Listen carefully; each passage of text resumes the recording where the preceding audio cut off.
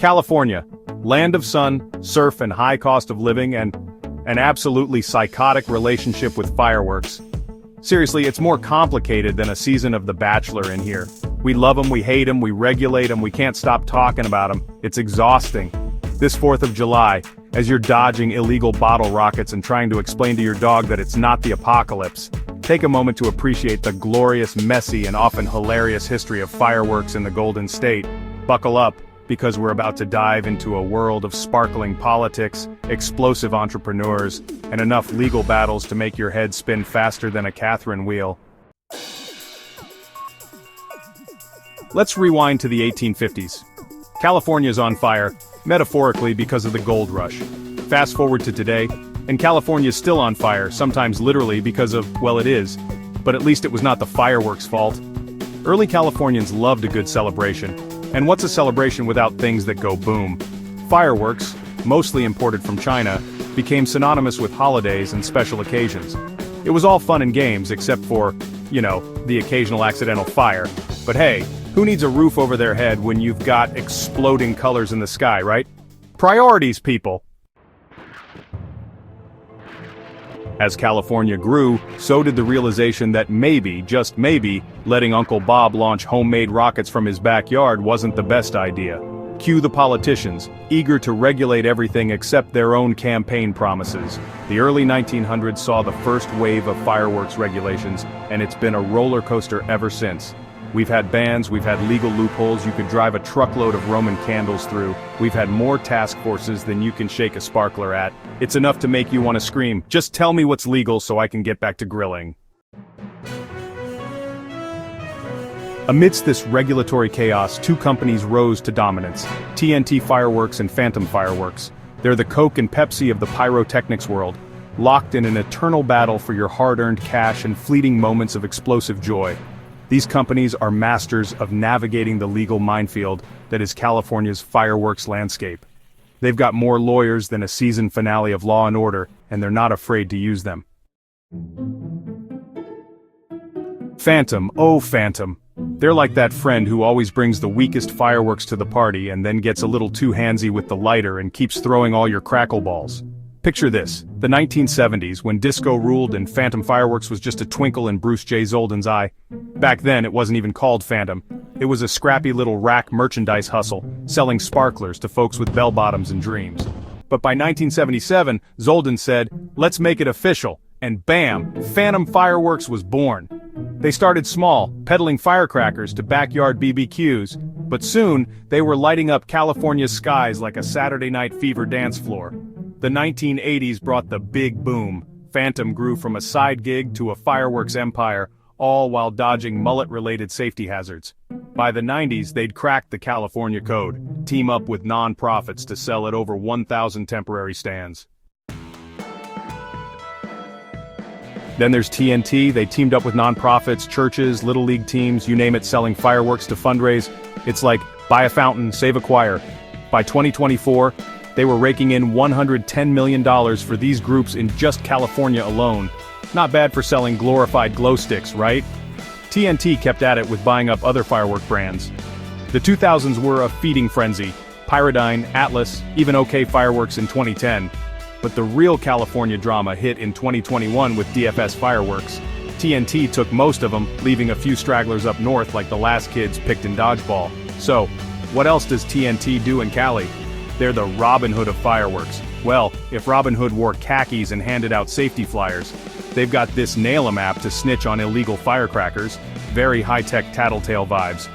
Hey, also back to 2007 law jacking up fines for rule breakers and nag Sacramento about Nevada's shady fireworks smuggling. Seriously, 60 to 70% of Cali's illegal boom booms come from Nevada. Those guys are like the fireworks black market next door. So what's next for fireworks in California? Will we ever reach a point of peaceful coexistence with our explosive friends? Or are we destined for an eternity of regulatory tug-of-war and backyard pyrotechnics shows that would make Guy Fieri say, that's a little too much, only time will tell? But one thing's for sure, as long as there are holidays, special occasions, and Californians with a penchant for blowing stuff up, the fireworks industry isn't going anywhere. Now let's talk about safe and sane fireworks. The name alone is enough to make you want to fall asleep from boredom. They're the diet soda of the fireworks world, technically fireworks, but missing that certain something that makes you go, ooh and ah. California, in its infinite wisdom, has decided that these are the only kind of fireworks we can legally enjoy. Don't get me wrong, I'm all for safety, but there's a difference between safe and so boring you might as well just watch paint dry. Good thing you found this YouTube channel. Beastlol will help sort through the noise, or should I say lack of. So, what's the solution to California's fireworks frenzy? It's simple common sense. Let's be honest, no amount of regulations is going to stop people from setting off fireworks. It's in our DNA. You will never stop people from blowing crap up, no matter how high you raise the fine to. Instead of trying to ban everything, let's focus on education, responsible use, and maybe, just maybe, loosening the reins a little on what constitutes safe and sane. For real, it is a bit much. My purple rain never started any fires. After all, a little bit of what you love is good for the soul, even if it comes with a slight risk of setting your neighbor's lawn on fire. Maybe he will water it more next time. And hey, if all else fails, there's always sparklers, right? They may not be the most exciting fireworks, but they're at least legal, and you can use them to roast marshmallows. That's a win-win in my book. Kidding, do not do that. So, who's bringing us these tame but totally fun fireworks? Back in the day, California had a whole crew of brands: Red Devil Fireworks, Freedom Fireworks, Blockbuster Fireworks. Sounds like a lineup for a pyrotechnic boy band, right? But over time, two big dogs emerged: TNT Fireworks and Phantom Fireworks. TNT kicked off in 1920 from a little newsstand in Alabama, humble beginnings for a company that would later blow up the market. Phantom came along in the 1970s in Ohio, riding a wave of slick marketing and roadside stands. Today they're the Coke and Pepsi of fireworks, except instead of soda wars, they're battling over who gets to light up your 4th of July.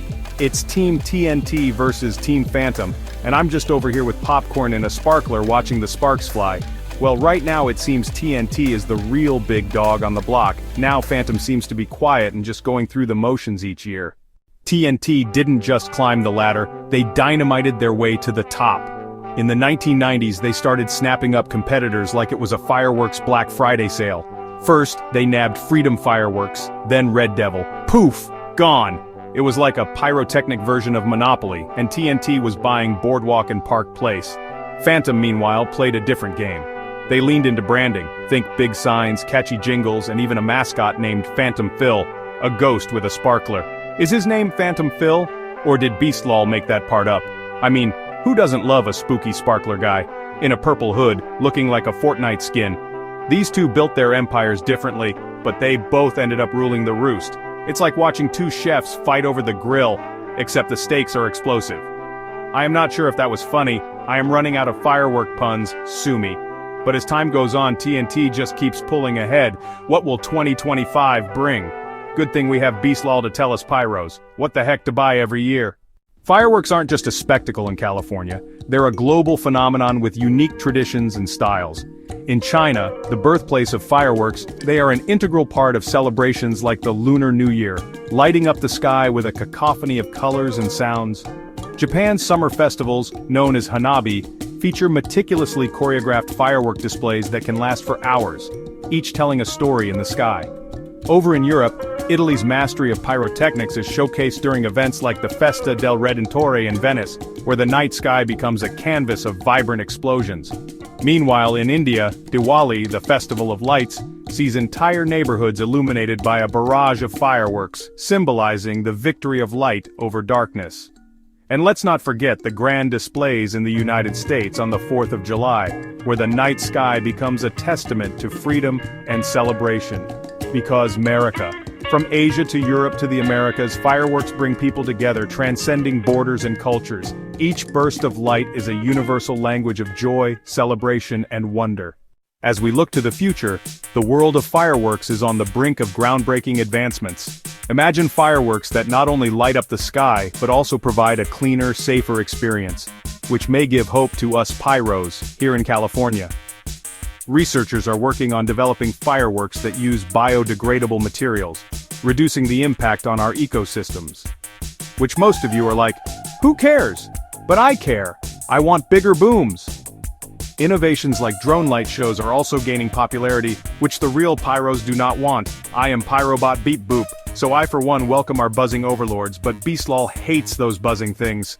In the coming years, we could see the rise of smart fireworks equipped with sensors and GPS technology, allowing for precise control and synchronization with music and other multimedia elements. This would not only enhance the visual spectacle but also improve safety by minimizing the risk of accidental fires and injuries.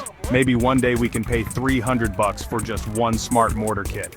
Furthermore, advancements in chemical formulations are paving the way for fireworks that produce less smoke and fewer toxic byproducts.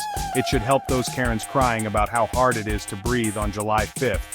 This means cleaner air and a healthier planet without sacrificing the awe-inspiring displays we love. Oh, and less Karens too on Facebook complaining. The future of fireworks is bright, innovative, and sustainable. By embracing these new technologies, we can continue to celebrate with stunning displays while safeguarding our environment for generations to come. This is the end of our explosive journey through California's fireworks history and showdown. I am Pyrobot, the robot pyro narrator. If you enjoyed the video, don't forget to like, subscribe, comment, and blow up that bell icon to stay updated with our latest content. Thank you for watching.